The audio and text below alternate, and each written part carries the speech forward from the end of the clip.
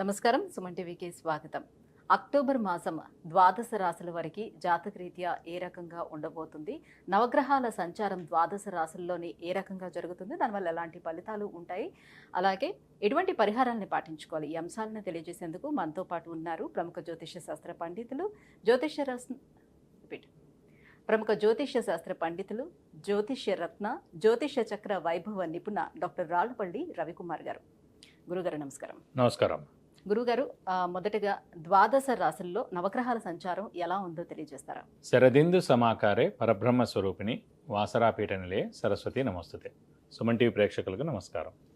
ముందుగా ఈ అక్టోబర్ నెలలో ద్వాదశ రాశుల్లో నవగ్రహాలు ఎక్కడెక్కడ ఉన్నాయో ఇప్పుడు మనం తెలుసుకుందాం.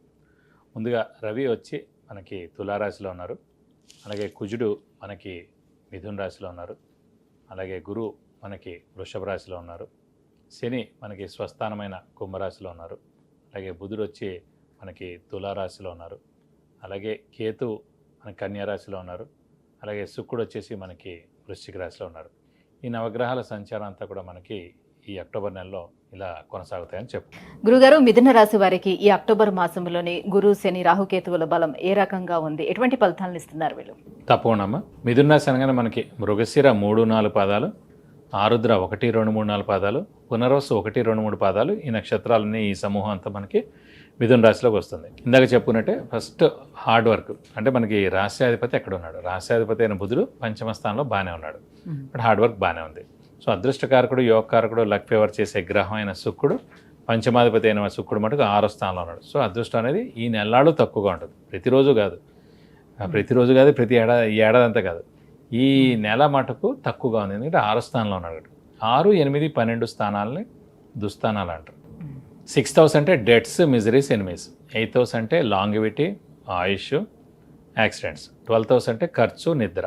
సో ఏ గ్రహం అయినా సరే మన జాతకంలో కూడా 6, 8, 12 స్థానాల్లో ఉంటే చాలా నెగిటివ్ అనుకోండి, మైనస్. ఎందుకంటే శత్రు, ఫస్ట్ డెట్స్ అన్నాం, అప్పులు, బోల్డ్ ప్రాబ్లమ్స్. శత్రువులు అన్నాం, మనకు నిద్రే పట్టదు, అదొక ప్రాబ్లం. అలాగే ఆరోగ్యం అన్నాం. 3 మెయిన్ 6th హౌస్లోనే, ఇవే మెయిన్ పాయింట్స్ అయిపోయాయి. 8th ఆయుష్, యాక్సిడెంట్స్, అది ఇంకా ఇంపార్టెంట్. 12th మనం ఎంత సంపాదించినా ఖర్చు ప్లస్ నిద్రలోనే ఎక్కువ ఉన్నారనుకోండి, బద్ధకం పెరిగి సో ఏ పని చేయరు. సో ఈ 3 స్థానాలు దుస్థానాలు అంటారన్నమాట. సో ఈ దుస్థానాల్లో ఎన్ని గ్రహాలు ఉంటే అంత మైనస్ అన్నట్టు. కాబట్టి మన గోచారీత్యా కూడా చూసుకున్నప్పుడు 6వ స్థానం, సరే ఒకటి ఏంట్రా అంటే 6వ స్థానంలో ఉన్నాడు. సో అదృష్టకారకుడు అయ్యాడు కాబట్టి అదృష్టం తక్కువగా ఉంటుంది ముందు ఈ నెలలాళ్ళు అనుకోవాలి. సో నెక్స్ట్ వచ్చేసి మనకి శని మటుకు భాగ్యస్థానంలో బాగానే ఉన్నాడు. సో దైవబలం, దైవానుగ్రహం మనం చూస్తున్నప్పుడు మటుకు గురువు అవుతాడు. ఆ గురువు అనేవాడు కూడా మనకి వ్యయ స్థానంలో ఉన్నాడు. సో మిథున రాశి ప్రస్తుతం గురుబలం చాలా తక్కువగా ఉందని చెప్పుకోవాలన్నమాట. సో ముఖ్యంగా శని బలం బాగానే ఉంది కాబట్టి ఉద్యోగస్తులకు బాగానే ఉంటుంది, ప్రొఫెషనల్స్కి బాగానే ఉంటుంది. సో ఫైనాన్షియల్గా మటుకు కొంచెం వీక్గా ఉంటారు. అలాగే ఆరోగ్యం, ఆయుష్ కూడా బాగానే ఉన్నట్టు, ఎందుకంటే శని మెయిన్ ఆరోగ్య ఆయుష్ అండి. సో ఎవరికైనా సరే ఈ ఏడాదంతా కూడా ప్రాబ్లం ఏముండదు, ఎందుకంటే శని స్వస్థానంలో ఉన్నాడు. ఇప్పుడు మన ఇంట్లో మన ఇంటికి మనం నిప్పు ఎలా అయితే అంటించుకో, మన సొంత ఇల్లు కాబట్టి, అలాగే సొంత ఇంట్లో శని ఉన్నాడు కాబట్టి వాడిని ఏం చేయరు. అలాగే 2020-22 శని మకర రాశిలో ఉన్నాడు.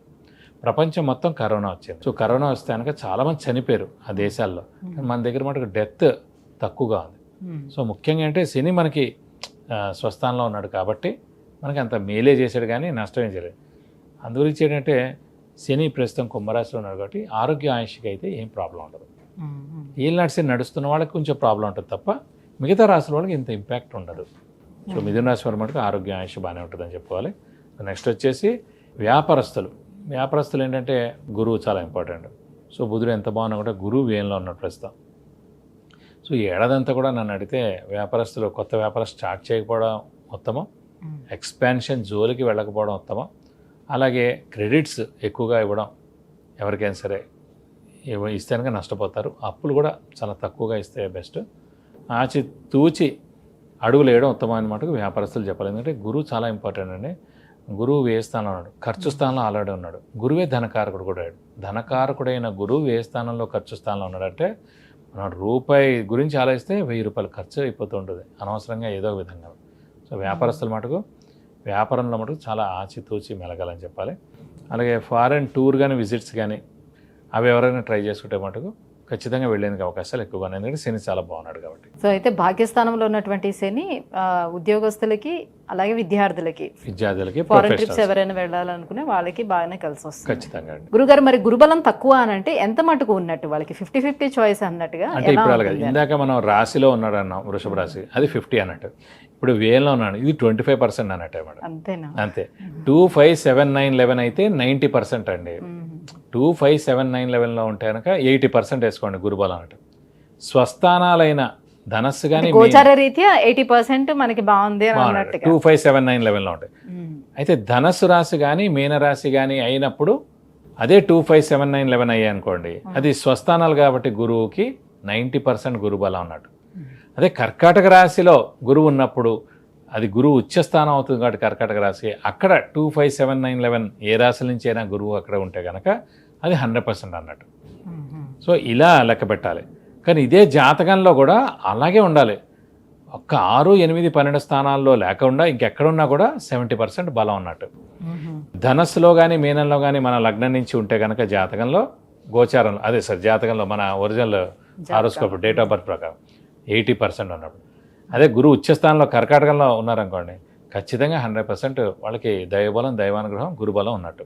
సో ఫస్ట్ జాతకంలో అక్కడ చూసుకోవాలి. అక్కడ బాగుండి ఇక్కడ కూడా 2, 5, 7, 9, 11లో ఉన్నాం అనుకోండి, మనకి ఈ ఏడాదంతా ఎక్స్ట్రాడినరీగా ఉన్నట్టు. అయితే భాగ్యస్థానంలో శని ఉండటం మూలంగా మీరు వ్యాపారం చేసేది ఏదైనా కొత్త వ్యాపారం ప్రారంభించొద్దు అని చెప్పారు, దాన్ని పోస్ట్ పోన్ చేసుకోమన్నారు. మరి ఉద్యోగస్తులకి ఎలా ఉంటుంది వాళ్ళు? ఉద్యోగస్తులు అయితే పర్లేదు. ఉద్యోగస్తులకి శని చూస్తాం కాబట్టి శని స్వస్థానంలో ఉన్నాడు కాబట్టి ఉద్యోగస్తులకి ఏం ప్రాబ్లం లేదు, వాళ్ళు తప్పకుండా సక్సెస్ అవుతారు. కుంభరాశిలో ఉన్నాడు. మకరం కుంభ రెండు కూడా శని స్థానాలే అండి. కానీ శని భాగ్యంలో ఉన్నాడు కాబట్టి భాగ్యస్థానం అంటే ధనస్థానం అవుతుంది కాబట్టి శని ఉద్యోగస్తుల వరకు పర్వాలేదు. శని ప్రొఫెషన్ కారకుడు ఉద్యోగ కారకుడు కూడా అవుతాడు కాబట్టి ఆ ఉద్యోగస్తులకు బాగుంటుంది. అదే మరి గురుగ్రహ అనుగ్రహం కోసం ఎటువంటి పరిహారాన్ని సేమ్ మనం వృషభ రాశికి చెప్పినట్టే ఖచ్చితంగా ప్రతి గురువారం ఉపవాసం ఉండడం ఈ ఏడాది అంతా కూడా. అలాగే మనం ప్రతిరోజు దత్తాత్రేయ స్వామి అష్టోత్తరం చదువుకోవడం, అలాగే వీలైతే ప్రతి గురువారం దత్తాత్రేయ స్వామి టెంపుల్కి వెళ్ళి 41 ప్రదక్షిణాలు చేయడం.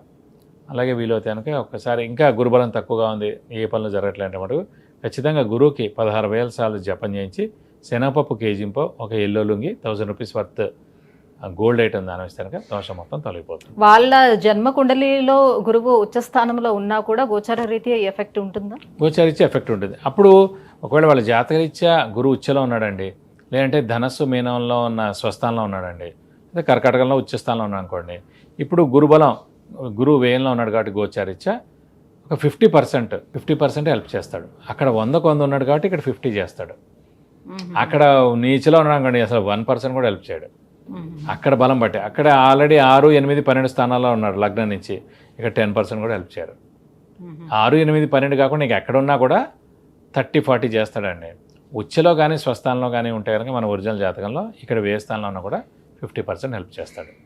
అలా చూసుకోవాలి. విద్య, ఉద్యోగం, వివాహం, విదేశీయానం, సంతానం, ఆరోగ్యం, ఐశ్వర్యం ఇలా వీటన్నిటి గురించి తెలుసుకోవాలంటే కింద స్క్రోల్ అవుతున్నటువంటి నెంబర్లకి కాల్ చేసి లేదంటే మెసేజ్ చేసి గురువుగారి అపాయింట్మెంట్ పొందవచ్చు. గురుగారు, మిథున రాశి వారికి అక్టోబర్ మాసం ఎలా ఉండబోతుంది, ఎటువంటి పరిహారాలను పాటించుకోవాలి, ఈ విషయం తెలియజేసినందుకు ధన్యవాదాలు. నమస్కారం.